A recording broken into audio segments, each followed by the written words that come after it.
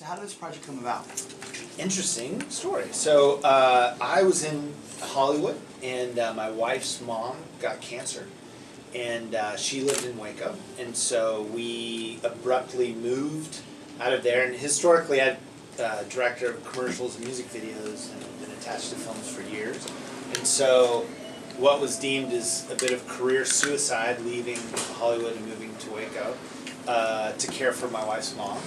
And Wes Cunningham, who's the lead in the film, and I had been friends when he lived in LA, and we also knew each other from Baylor as well.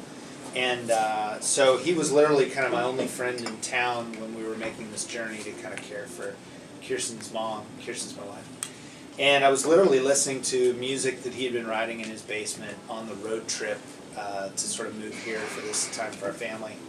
And when I got there, Wes really wanted me to meet his buddy Thomas, and we got together for breakfast, and I was talking about how much the music was visual and how it'd be incredible to craft a story around it. And Thomas had talked about that he's a playwright prior to us connecting, and how visual we just sort of, Thomas and I kind of met and right off the bat kind of geeked out on how much we liked Wes's music, and I brought up the idea. He said, he thought about a stage play. Wes and I talked about writing a musical together. And I said, to heck with that, let's write a script. And I said, great. Yeah. And then here's the movie. Yeah.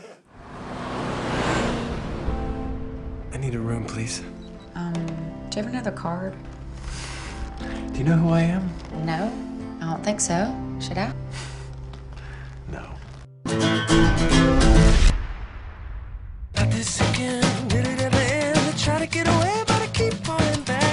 We're gonna be able to afford it. Unbelievable. You're not what's hot right now. It's not 10 years ago. The big record deal is dead. You gotta move on too. Let's go to Sironia. To Texas? Yes, to Texas. Just raising a family. You're serious? Breakfast, we started crafting story for kicks, because I'm out of Hollywood, living in Waco for this, and so just for fun, we started writing, and what started at that breakfast turned into a weekly meeting, turned into a meeting every day, which turned into the script, really having no idea that it would get funded. Right. And so, yeah, the three of us started writing and writing and writing, and it went really, really well. And then, so I guess to continue that story, my wife has this, at the time it was a nonprofit called Raven and Lily, and a family in Waco invited us over for dinner, and I was just tagging along for their family to see what my wife's nonprofit did. And after they ran out of things to talk about, that's what I do. And I said, well, I'm a filmmaker, and I do, Jonas Brothers videos, and, whatever would interest the kids that were there. And so I told him about films I was working on, told him about this film. He said, does it just take money? And I said, yeah, that's all it takes is money. And within 2 weeks, he introduced us to the investor of the film. And it always happens that way, right? Just that easy. You leave Hollywood and move to Waco to finally get your feature career.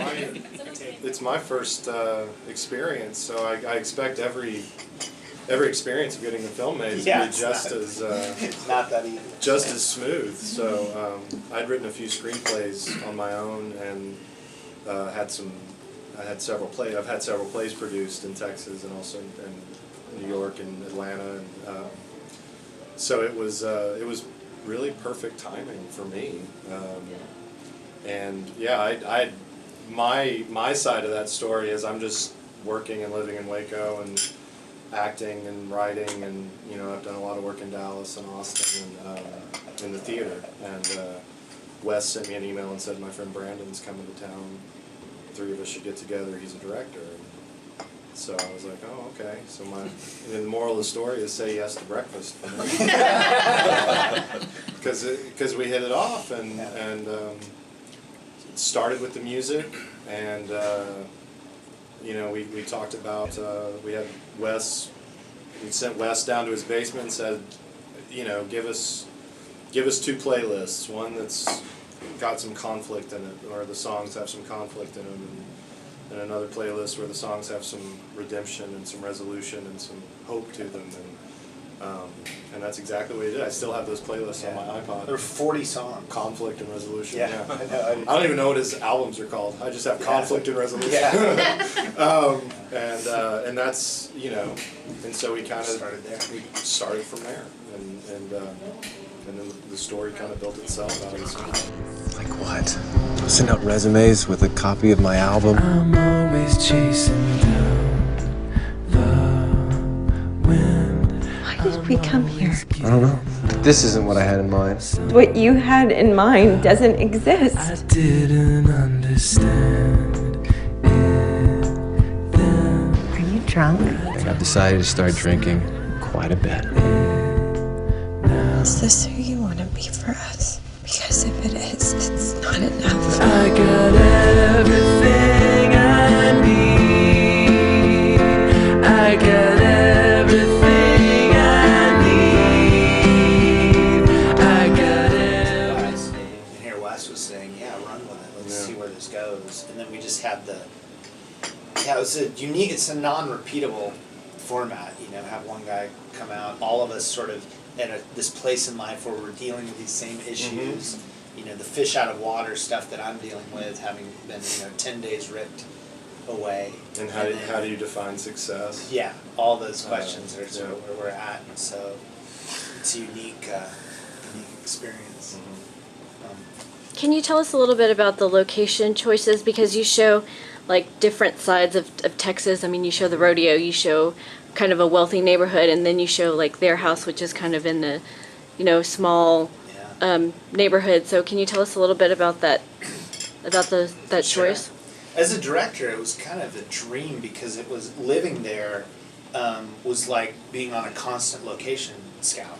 So as we're writing the story and we're living there, probably the best example would be, you may remember me sending this photo of the bridge. Do you remember that? Yeah. I was out riding bikes with my kids, and we rode on the other side of the bridge, which you never really go to, and I took a picture and I sent it to them and I said, remember that scene where he's going to be walking? I wanted to come here and stop right there. And so there's a picture with my kids, and you could replace it with drunk Wes underneath the Drunk bridge. Angry Wes. Yeah, so a lot of it was just getting to spend all that time there and sort of experiencing life in Waco. We were able to sort of find the best locations, and we were crafting a story around it. Yeah. And then of course you guys, that was home for you. So Right. I think just and then the mutton busting was Yeah. literally my wife and I 3 days in going with her sister and me going, this is the greatest thing I've ever seen. Because Wes is from Texas, so the fish out of water we were pulling from California boy coming there and having his family there. So the mutton busting was very much, sword I fell on, because I was Absolutely. like, this is crazy. And then Robin Lively's character we based on my sister-in-law, and we shot it in her house. So that's her house that's there. And then we actually shot in Wes's house as well. So Wes's basement is where he wrote those songs, which was really fun. So it's a long way of saying we sort of, if it seems inspired, it's because it was, all sort of engineered together rather than having a script that you go out and find locations. The minute we had the green light, locations were in the script, which is really unique. So.